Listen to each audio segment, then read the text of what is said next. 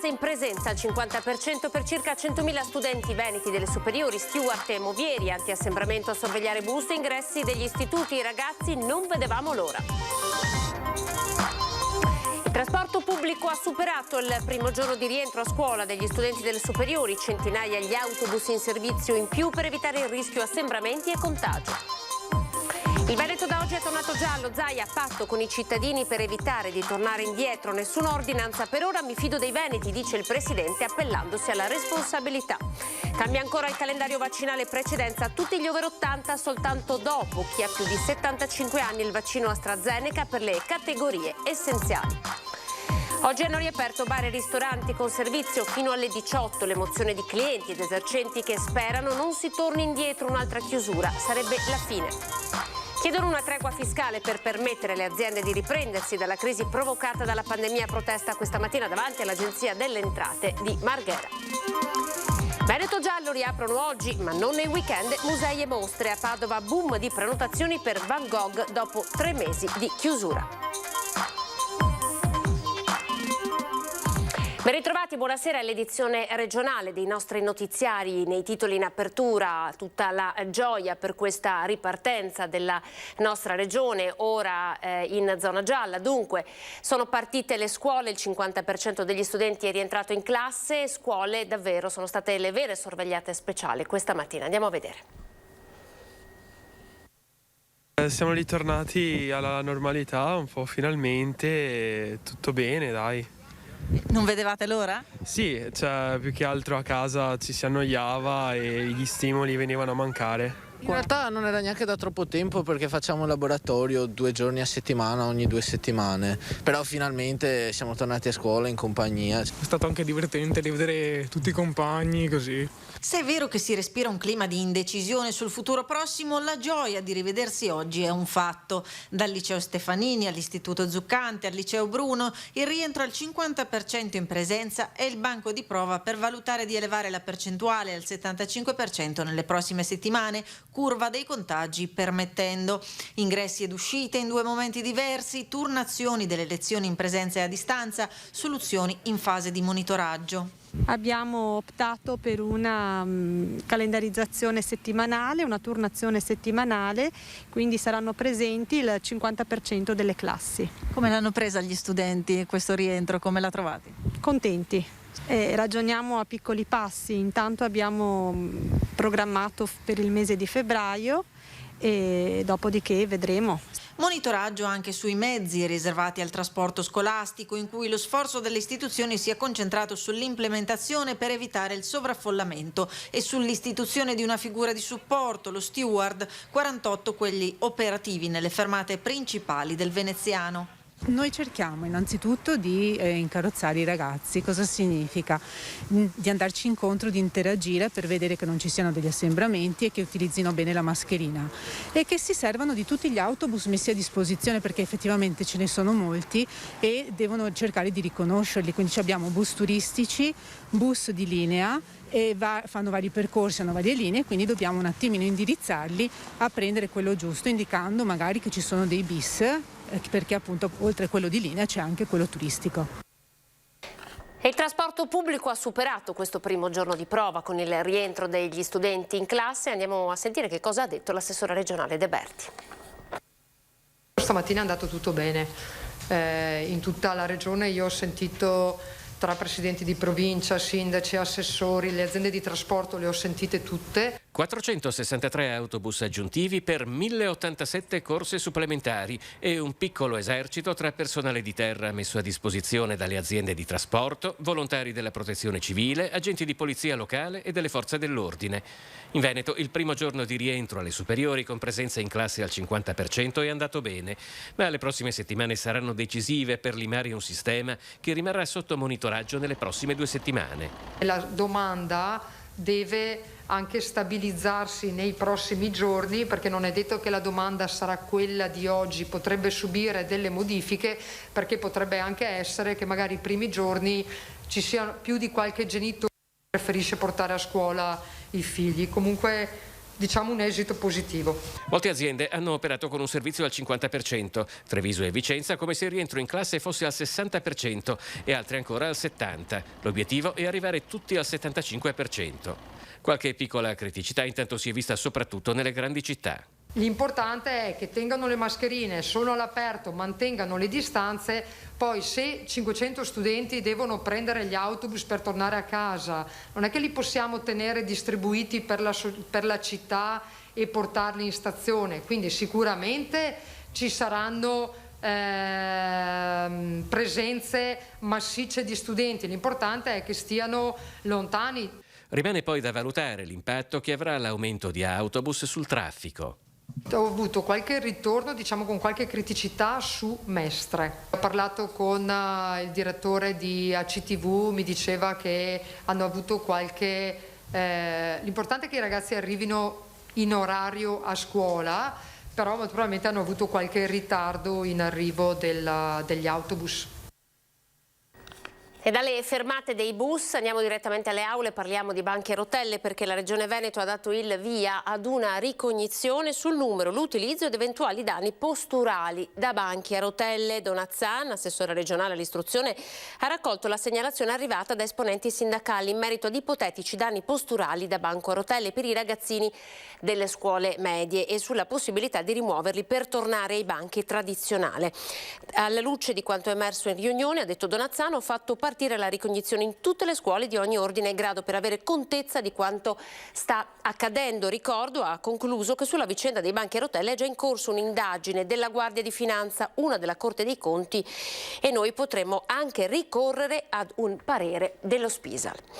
Andiamo ora a vedere i dati. Sono 103 i nuovi positivi in Veneto nelle ultime 12 ore che vanno ad aggiungersi ai 219 del bollettino di questa mattina. Dunque 322 sono i nuovi casi di Covid.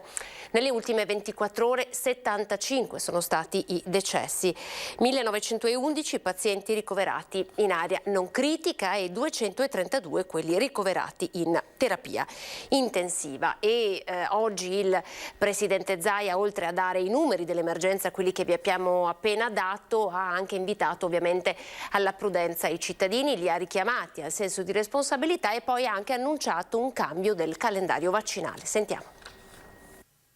Da oggi cambia lo schema di gioco, da oggi entriamo in una modalità, in uno scenario che è diverso da quello che avevamo fino a ieri.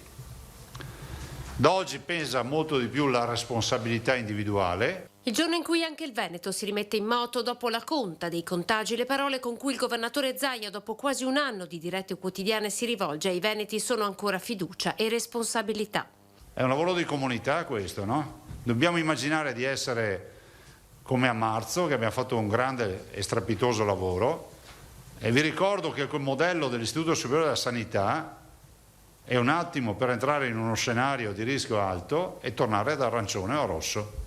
Voglio dare fiducia ai veneti, ha continuato, per questo non emanerò nessuna ordinanza anti-assembramento. Con i 2.210 ricoverati negli ospedali veneti e 33.820 persone ancora positive, il Veneto si appresta a tornare ai numeri di marzo, dove negli ospedali erano ricoverate 2.068 persone. Quello fu il numero massimo mai raggiunto. Ora che il trend si conferma in calo, la riapertura di molte attività, bar, ristoranti, la scuola, impone di mantenere saldo l'impegno profuso fino ad oggi. Quello che accadrà in queste ore, in questi giorni, in queste settimane ci darà una contabilità a fine febbraio. Se riparte l'infezione, ripartiranno prima le aree non critiche, quindi i ricoveri ordinari, poi inizieranno a impennarsi le terapie intensive. E proprio per le scuole in queste ore sarà inviato al Comitato Tecnico Scientifico Regionale il piano per i test a campione per le classi superiori per monitorare l'andamento del virus.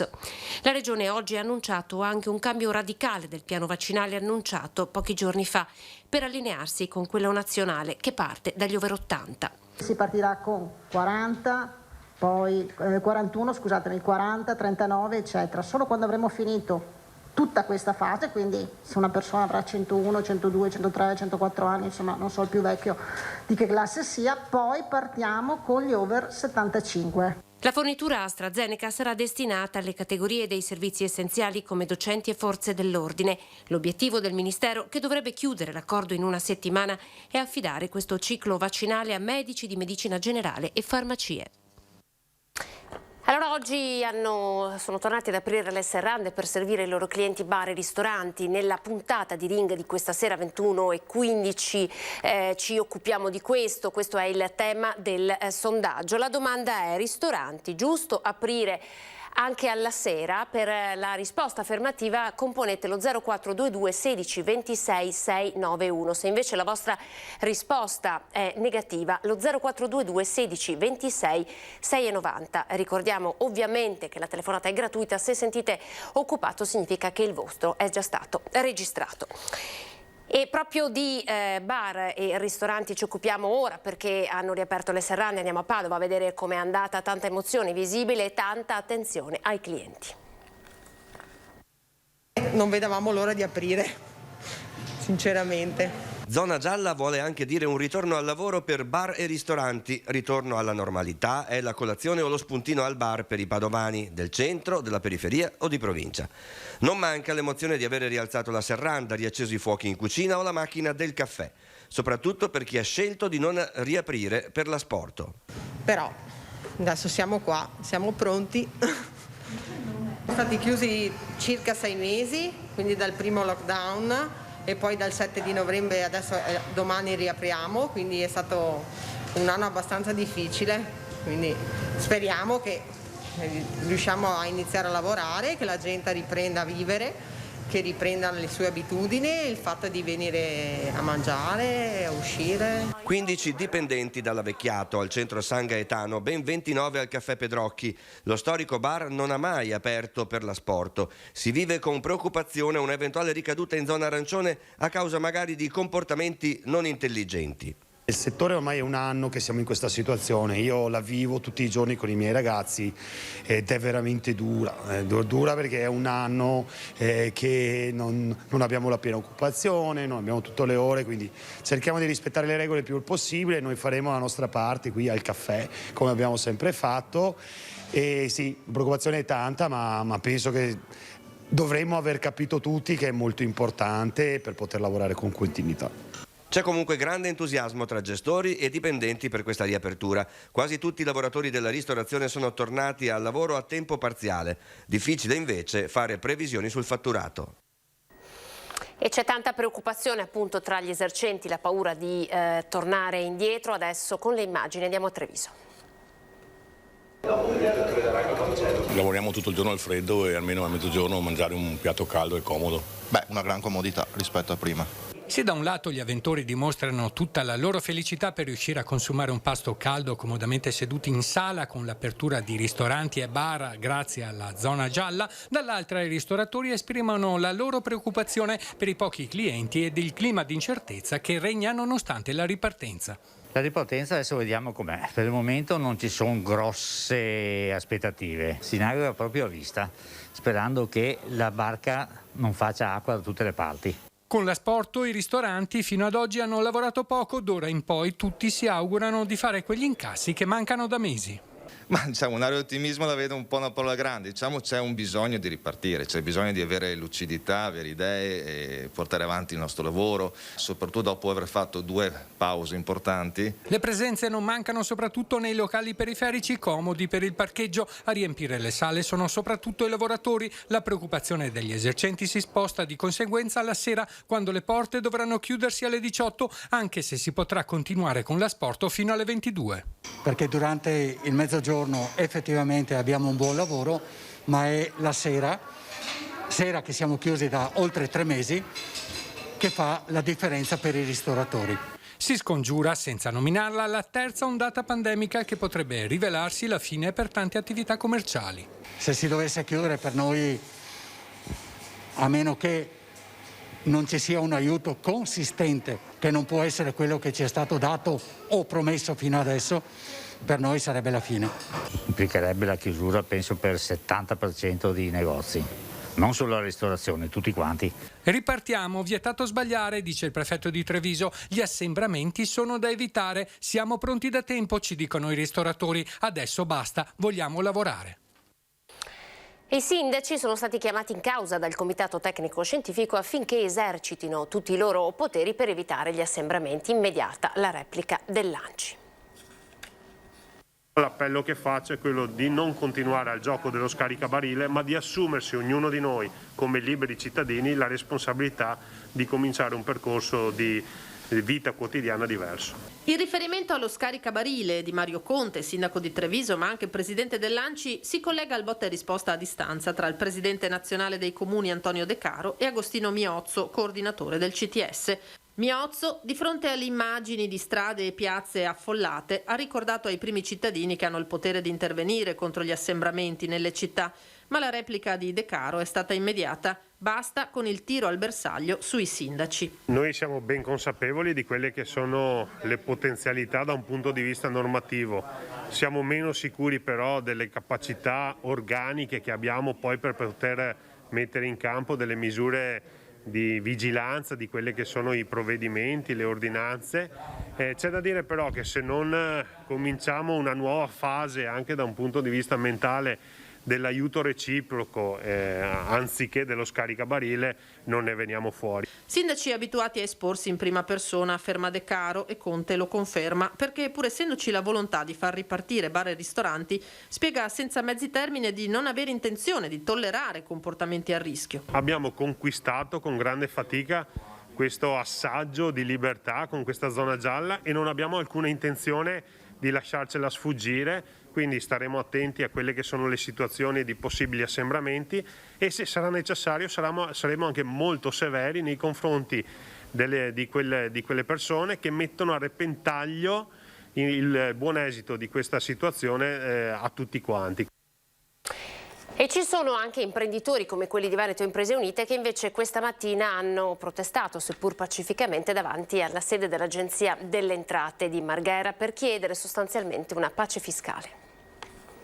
Le partite IVA non sono untori, sono lavoratori. Abbiamo bisogno di un anno fiscale bianco perché abbiamo necessità di tenere quella poca liquidità che svilupperemo quest'anno in azienda e poter appunto reinvestire nell'azienda per permetterci poi di sopravvivere e di ricominciare appena la pandemia sarà finita. Hanno scelto di manifestare davanti all'ente che, dicono, li metterà in ginocchio nei prossimi mesi, davanti alla direzione regionale dell'Agenzia delle Entrate e proprio nell'orario in cui i dipendenti iniziano il turno di lavoro.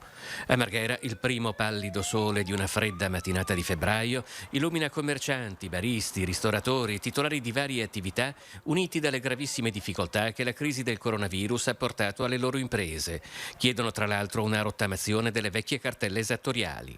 Siamo stati aperti per mesi, ma per niente, perché non c'era nessuno in centro. Dopo i mesi di lockdown abbiamo avuto una ripresa, per modo di dire, perché questa non è ripresa, e con tutte le restrizioni è quasi costato più stare aperti che rimanere chiusi. Ormai ho consumato anche i risparmi personali, per cui in questo momento qui è proprio difficile andare avanti e con una proiezione, una prospettiva per il futuro che non ci dà certamente un aiuto, una speranza.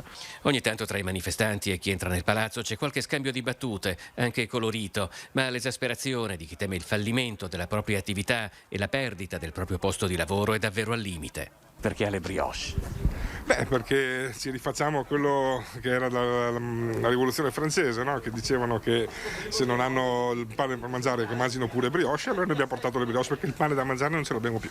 Una rappresentanza di Veneto Imprese Unite ha potuto infine esporre le proprie istanze direttamente al direttore regionale dell'Agenzia delle Entrate. Altre richieste riguardano una legge straordinaria per il fallimento e un abbattimento del costo del lavoro per mettere freno a futuri licenziamenti. Trovare un espediente tramite una tassazione agevolata con cedolare secca per i proprietari dei nostri locali ci permetterebbe magari di poter avere diritto a delle agevolazioni che ci permetterebbero di pagare appunto anche gli affitti in maniera più regolare. Riaperte le porte della cultura, riaprono oggi i musei, oggi una nuova presentazione della mostra di Van Gogh al San Gaetano dopo 3 mesi di chiusura.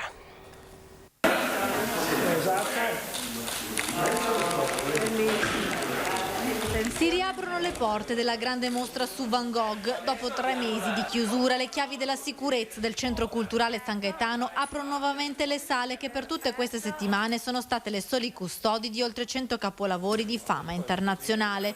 Lo storico dell'arte trevigiano Marco Goldin ha voluto festeggiare la riapertura dei musei con una seconda inaugurazione. Dall'altra parte, anche tranquillo. Non vorrei fare guai, No, autorizzato. Ecco qua, quindi liberiamo, questo è il disegno più vecchio della mostra.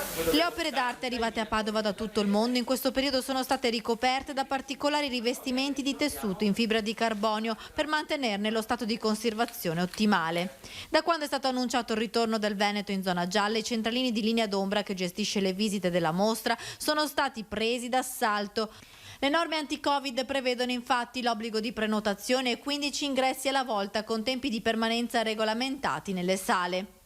Se adesso invece si aprisse una situazione di continuità nell'apertura, magari con i sabati e le domeniche inclusi e poi magari sperabilmente prima o poi con la riapertura dei confini regionali e dunque la mobilità fra le regioni, allora una proroga che speriamo di poter fare di un paio di mesi e sarebbe fondamentale per recuperare non tutto quello che è stato perduto, ma almeno una gran parte. Nel frattempo sono stati riaperti anche i musei civici padovani, con la Cappella degli Scrovegni visitabili in gruppi di massimo 10 persone. L'assessore alla cultura Colasio, felice per la riapertura, non c'era però il dispiacere che mostre e musei restino chiuse nel fine settimana e per questo ha annunciato l'invio di una lettera al ministro Dario Franceschini.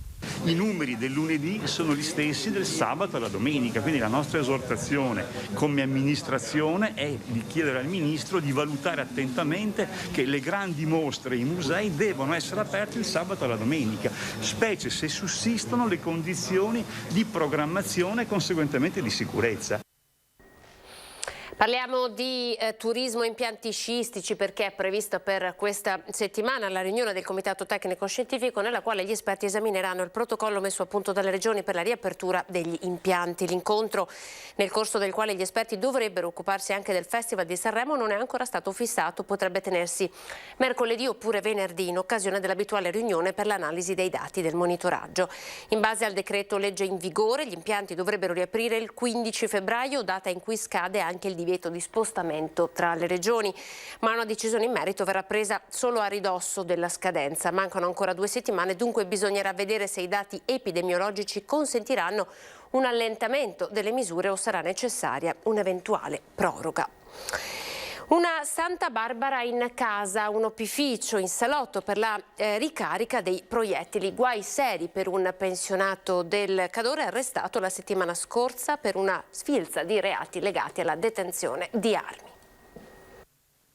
8 kg di polvere da sparo, migliaia di bossoli, oltre 20 kg di ogive, poi inneschi, kit per ricaricare i bossoli, culate con carrelli, pezzi d'armi da guerra, barre d'acciaio semilavorate. In casa un vero e proprio laboratorio per la costruzione di armi e munizioni. Nei guai è finito un noto cacciatore pensionato del centro Cadore. L'uomo, vedovo, 70enne, era sottoposto a un'intensa sorveglianza da parte della sezione di polizia giudiziaria della Polizia di Stato per un'altra indagine penale. Martedì scorso una perquisizione domiciliare delegata eseguita dai carabinieri di Pieve di Cadore ha portato alla scoperta della Santa Barbara. La nostra finalità era quella di fare una verifica armi su come erano detenute a fronte di una pregressa segnalazione che avevamo avuto.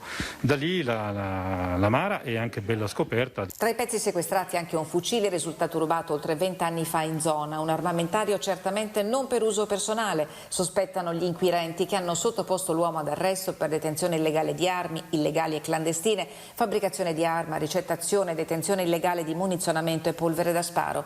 L'uomo, dopo l'arresto chiesto dalla PM Roberta Gallego e convalidato dalla GIP Enrica Marson, è stato sottoposto alla detenzione domiciliare. Estraneo ai fatti il figlio che vive con lui. Quando i carabinieri sono entrati in casa, le armi erano dappertutto. Le armi vanno custodite, come è logico, con ogni diligenza, con la diligenza massima del buon padre di famiglia e di conseguenza custodite in maniera che solamente il detentore delle armi, quindi colui che ha un titolo di polizia atto al maneggio delle armi, possa utilizzarle, maneggiarle. L'indagine è solo all'inizio, le armi saranno inviate per la perizia nel Bresciano al Banco Nazionale di Prova. Gli inquirenti hanno buone ragioni per ritenere che l'attività del pensionato, che getta discredito sulla categoria dei cacciatori, fosse nota nell'ambiente. L'appello è contattateci, toglietevi qualche sasso della scarpa e magari vediamo di togliere da questa categoria, che riteniamo comunque pulita, questi soggetti che vi incidono negativamente. Sta collaborando?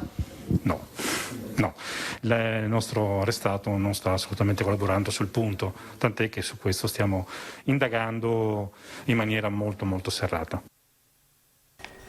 Il peggiore incubo diventa realtà, stagione finita per Sofia Goggia, la discesista azzurra si è infortunata in una caduta nella neve fresca a Garmisch dopo la cancellazione del Super G in programma ieri. Risonanza e TAC hanno confermato la frattura composta del piatto tibiale. Non ci sarà bisogno di un intervento chirurgico ma di riposo e fisioterapia per un periodo di circa 45 giorni. L'infortunio le costa ai mondiali di Cortina, dei quali la Goggia è ambassador. L'atleta azzurra era pronta per affrontare l'evento da assoluta protagonista e favorita numero 1 per la medaglia d'oro nella sua disciplina. Torna Ring questa sera, 21:15, puntuale l'appuntamento con l'informazione. Ospiti di Ferdinando Avarino saranno Roberto Papetti, direttore del Gazzettino, Fabio Bui, presidente della provincia di Padova, Alberto Villanova, Lega Nord, l'onorevole Sara Moretto di Italia Viva, Elena Donazzana, assessore all'istruzione della regione del Veneto, Cristian Minchio, ristoratore, e poi Ines Marini, presidente della Corte d'Appello di Venezia. Ed è tutto per questa edizione, vi lascio all'informazione che arriva dal Veneziano. Grazie per essere stati con noi, arrivederci.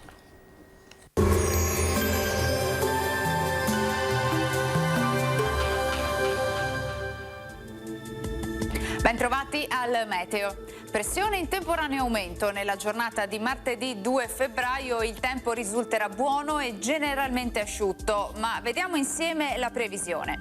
Sul Veneto precipitazioni assenti, prevalente alternanza di nuvole e rasserenamenti, con ampi spazi soleggiati, ma anche con qualche nebbia a carattere sparso in pianura e nelle valli prealpine fino al mattino, poi in dissolvimento ma in nuova formazione di sera. Venti a tratti moderati da direzioni variabili. Temperature in lieve aumento, minime tra -1 e 2 gradi, valori massimi compresi invece tra 8 e 10 gradi. Ci spostiamo ora sul Friuli Venezia Giulia, dove lo scenario sarà simile, con tanto sole ovunque, salvo per locali addensamenti, ma senza ulteriori conseguenze. Temperature minime tra lo 0 e i 4 gradi, massime invece sui 9-10 gradi. Uno sguardo infine alla situazione del Trentino Alto Adige, dove il cielo risulterà a tratti nuvoloso ma senza piogge associate, col passare delle ore ampie parentesi soleggiate. Temperature minime intorno a -1 grado, valori massimi invece sugli 8-9 all'incirca. Dal meteo di Antenna 3 per ora è tutto, grazie per l'attenzione, arrivederci al prossimo aggiornamento.